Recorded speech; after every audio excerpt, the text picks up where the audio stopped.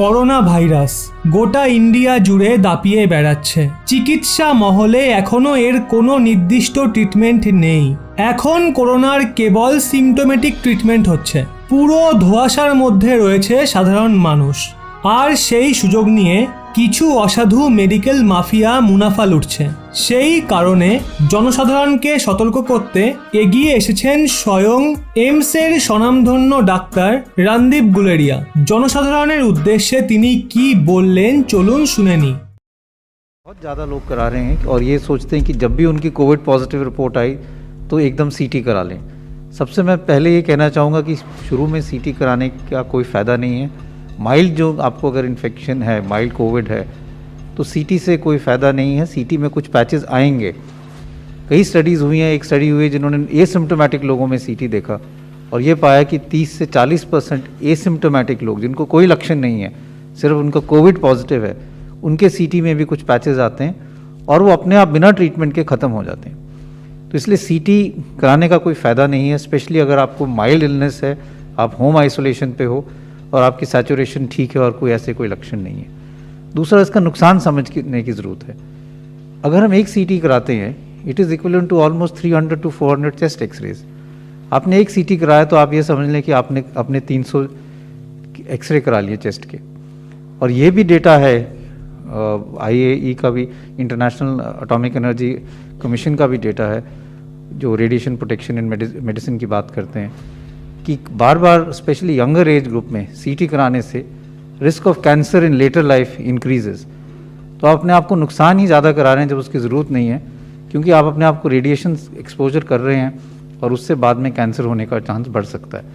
इसलिए मैं यही कहूँगा कि अगर आपको कोई सिम्टम नहीं है, माइल्ड डिजीज़ है और सैचुरेशन ठीक है, तो प्लीज़ सीटी ना कराएं। सीटी तभी कराने की ज़रूरत पड़ती है अगर आपको मॉडरेट इलनेस है और आप हॉस्पिटल में एडमिट हो रहे हैं, और अगर डाउट हो तो पहले चेस्ट एक्सरे कराना चाहिए, उसके बाद ही सीटी स्कैन कराएं। दूसरा है बायोमार्कर्स। बायोमार्कर्स का मतलब कि आजकल लोग कोविड पॉजिटिव हुआ तो ब्लड टेस्ट कई करा लेते हैं। अपना CRP देख लेते हैं, ब्लड CBC देख लेते हैं, डी डाइमर देख लेते हैं, LDH देख लेते हैं, फेरेटिन देख लेते हैं। फिर से मैं यही कहना चाहूँगा कि अगर आपको माइल्ड इलनेस है, होम आइसोलेशन पे हैं, अगर आपकी सैचुरेशन ठीक है और कोई और लक्षण नहीं है, बुखार भी ज़्यादा नहीं है, तो इन सारे बायोमार्कर्स का करने का कोई फ़ायदा नहीं है। इससे पैनिक रिएक्शन ही ज़्यादा होगा। ये सारे बायोमार्कर्स एक्यूट फेज रिएक्टेंट है, मतलब अगर आपके बॉडी में कभी भी इन्फ्लेमेशन होगी तो ये बढ़ेंगे। अगर आपको फिंसी हुई, कोई जख्म हुआ, दांत में इन्फेक्शन हुआ, तो भी ये सब बायोमार्कर्स बढ़ेंगे, क्योंकि एक बॉडी का इन्फ्लेमेटरी रिस्पॉन्स है। तो इससे ये नहीं पता चलता कि आपकी बीमारी जो है वो बढ़ गई है।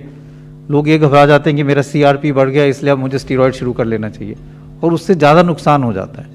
तो इसलिए मैं यही फिर से कहना चाहूँगा कि चाहे वो बायोमार्कर्स हों, चाहे CT स्कैन हो, माइल्ड केसेस में उसकी कोई इंडिकेशन नहीं है।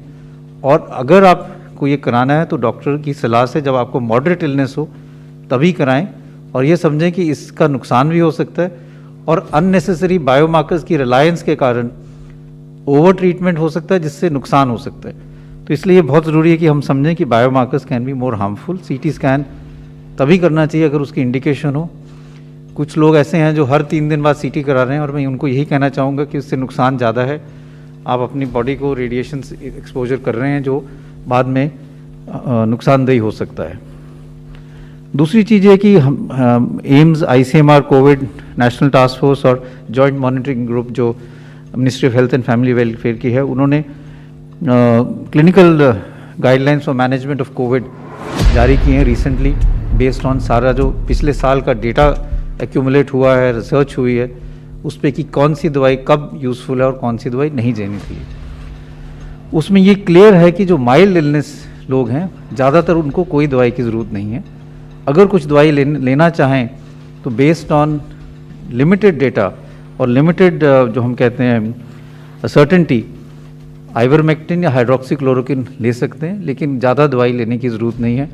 और मैं यही कहूँगा, क्योंकि हम ये देखते हैं अपने हॉस्पिटल में कि कई पेशेंट्स ऐसे हैं जो अर्ली स्टेज में स्टीरॉयड्स ले लेते हैं, और ये समझना ज़रूरी है कि जो अर्ली स्टेज में आप स्टीरॉयड्स लोगे तो वायरस की रेप्लिकेशन को और बढ़ावा मिलेगा, और कई दफ़ा जो माइल्ड केसेस हैं उनको सिवियर वायरल निमोनिया हो जाता है, लंग्स में एकदम वायरस फैल जाता है, क्योंकि बड़े हाई डोज स्टीरॉयड्स उनको डे 1 से मिल जाते हैं। तो मैं सब लोगों को यही कहना चाहूँगा कि स्टीरॉयड्स मॉडरेट इलनेस के लिए ही है। माइल्ड इलनेस में जब आप होम आइसोलेशन पे हैं, सैचुरेशन आपकी मेंटेन्ड है, अर्ली स्टेज में जो हम कहते हैं कि फर्स्ट 5 डेज में स्टीरॉयड्स का कोई रोल नहीं है, it can actually be again harmful.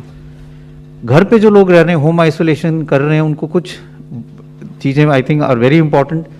एक तो अपने डॉक्टर से संपर्क करते रहें।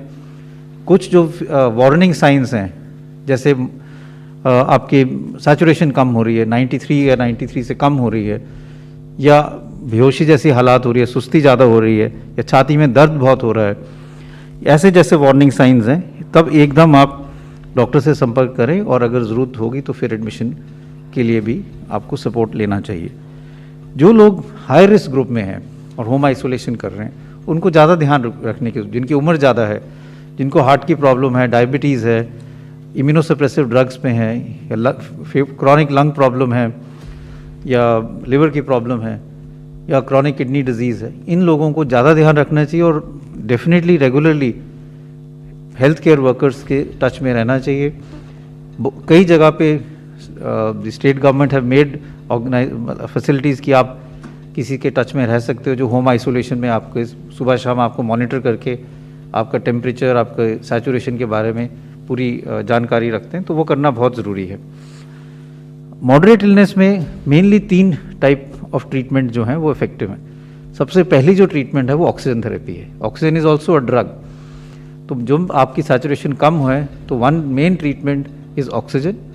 दूसरा, अब इस स्टेज में जब आपकी सैचुरेशन कम हो रही है, आपको मॉडरेट इलनेस है, तब स्टीरॉयड्स का रोल है, and then steroid should be given. तीसरा जो ड्रग है वो है हम जो कहते हैं एंटीकोगुलेंट्स, क्योंकि ये हम जानते हैं कि कोविड-19 जो इन्फेक्शन है, इसमें कुछ चीज़ें जो हैं वो और वायरल निमोनिया से अलग हैं कि ये ब्लड में क्लॉटिंग जो है उसको प्रमोट करती है, और उसके कारण जो फेफड़े में खून की नालियाँ, उसमें भी क्लॉट्स बन जाते हैं, जिसके कारण सैचुरेशन कम हो जाती है।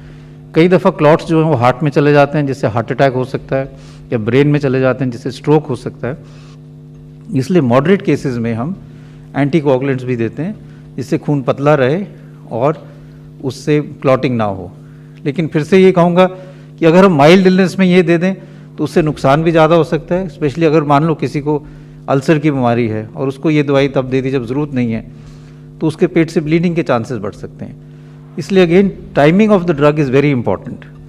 तो ये दूसरी ट्रीटमेंट है, और जो ये 3 ट्रीटमेंट जो हैं, ऑक्सीजन, स्टीरॉयड्स और anticoagulants are the main treatment. जो और ट्रीटमेंट है जो हम देते हैं एज इमरजेंसी यूज ऑथराइजेशन, उसमें रेमडेसिविर आती है, एक ड्रग है टॉसिजुलिमैब, और तीसरा है कन्वलेसेंट प्लाज्मा। ये सिर्फ तभी दिए जाते हैं अगर हमें लगे कि पेशेंट ज़्यादा डिटेरियोरेट कर रहा है, पर जो हमारे मेन ट्रीटमेंट स्ट्रैटेजी हैं वो वही 3 हैं, ऑक्सीजन, स्टीरॉयड्स और एंटीकोगुलेंट्स। तो ये समझना बहुत ज़रूरी है कि अगर ये 3 चीज़ें मिल रही हैं पेशेंट को, तो he is getting the right treatment. और जो ट्रीटमेंट हैं, जैसे रेमडेसिविर है, कन्वलेसेंट प्लाज्मा है जो कहते हैं प्लाज्मा, या फिर टॉसिजुलिमैब है, these are only under emergency use authorization, और इसमें कोई स्ट्रॉन्ग इतना डेटा नहीं है। स्टीरॉयड का डेटा सबसे ज़्यादा स्ट्रॉन्ग है, ऑक्सीजन का डेटा सबसे ज़्यादा स्ट्रॉन्ग है, एंटीकोगुलेंट का डेटा है कि ये इन दवाइयों से मोर्टालिटी या डेथ्स कम हो सकती हैं, औरों का डेटा इतना स्ट्रॉन्ग नहीं है। तो अगर हम देखें तो treatment is not very difficult, and because there is a need कि हम सब लोगों को इस बारे में ट्रेन करें, स्पेशली स्मॉलर सिटीज़ में, छोटे शहरों में, रूरल इंडिया में। तो उसी को देखते हुए एम्स ने, ministry of health and family welfare ने एक क्लिनिकल एक्सीलेंस प्रोग्राम शुरू किया है, जिससे हम वेबिनार कर रहे हैं। आज भी हम कर रहे हैं, फ्राइडे को भी हमने किया था, जहाँ पे हम रीजनल और स्टेट सेंटर्स ऑफ एक्सीलेंस बनाने की कोशिश कर रहे हैं। More than 1000 people come on to that webinar. उस 1000 से ज़्यादा लोग वेबिनार पे आ जाते हैं, और हम कई चीज़ें उनसे यही डिस्कस करते हैं कि माइल्ड कोविड को कैसे मैनेज करना चाहिए, कौन सी दवाई देनी चाहिए, कौन सी नहीं देनी चाहिए, जैसे मैंने अभी समझाया। ऑक्सीजन का क्या रोल है, कब ऑक्सीजन देनी चाहिए, कब नहीं देनी चाहिए, ऑक्सीजन का मिसयूज़ नहीं होना चाहिए, रेमडेसिविर और दवाइयों का क्या रोल है, और प्लाज्मा का क्या रोल है, और जैसे मैंने अभी कहा कि एक्सरे और सीटी का क्या रोल है।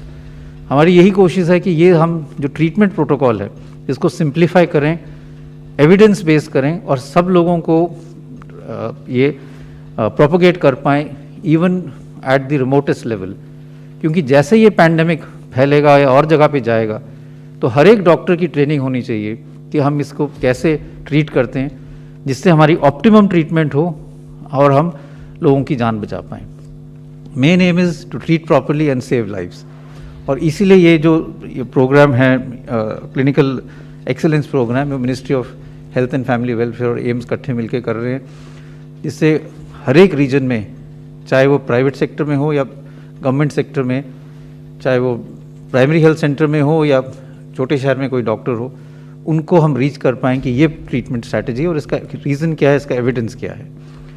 तो ये एक चीज़ मैं बताना चाह रहा था। और एंड में जैसे कहा गया कि ट्रीटमेंट के अलावा we have to decrease the number of cases, तो we all of us have सबको इकट्ठे मिलके जो चेन ऑफ ट्रांसमिशन है वो रोकना है। मैं अभी फिर से सबसे अपील करूँगा कि अगर बाहर जाने की ज़रूरत नहीं है तो घर पे ही रहें, भीड़ कम करें, कोविड अप्रोप्रिएट बिहेवियर ज़रूर निभाएं, क्योंकि ये सब हम करेंगे तो हमारे केसेस कम होंगे, तो जिन लोगों को हॉस्पिटल की बेड्स की जरूरत है उनको फिर वो आराम से बेड मिल पाएगा। সাধারণ মানুষের কথা ভেবে তিনি নিজেকে যেভাবে প্রকট করলেন তা সত্যিই প্রশংসনীয়।